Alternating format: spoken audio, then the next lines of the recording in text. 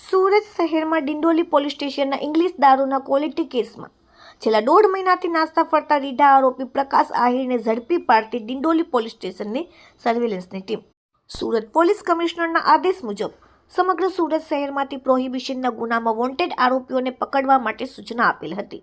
જે સૂચનાને અનુસંધાને ડિંડોલી પોલીસ સ્ટેશનના ઇન્સ્પેક્ટર આરજે ચુડાસમાના માર્ગદર્શન હેઠળ પીએસઆઈ હરપાલસિંહ મસારી અને તેની ટીમ દ્વારા ચોક્કસ બાતમીના આધારે જ્યારે પેટ્રોલિંગમાં હતા ત્યારે 1.5 મહિના પહેલા નવાગામ ડિંડોલીમાં આવેલ કૈલાસના પ્લોટ નંબર 78માં ભારતીય બનાવટની વિદેશી દારૂની અલગ અલગ બ્રાન્ડની બોટલો નંગ 278 જેની કિંમત ₹30,910નો મુદ્દામાલ ડિંડોલી પોલીસે રેડ દરમિયાન કબજે કરેલ અને સ્થળ પરથી જે તે સમયે નાસી જનાર મુખ્ય આરોપી પ્રકાશ ઉર્ફે પક્કો અશોક આહિર ડિંડોલીમાં આવેલ CR પાટીલ બ્રિજ નીચે ઊભો છે.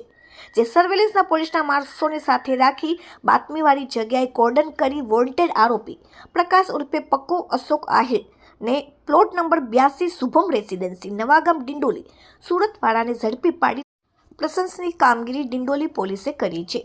પ્રકાશ ઉર્ફે પક્કો આહિર ભૂતકાળમાં ખૂનની કોશિશ, લૂંટ, આર્મ્સ એક્ટ, પ્રોહિબિશનના ગુનાઓ તથા મારામારી સહિતના 15 ગુનાઓમાં સંડોવાયેલો રીઢા આરોપી વોન્ટેડ છે. Bureau report, daily India TV, Surat.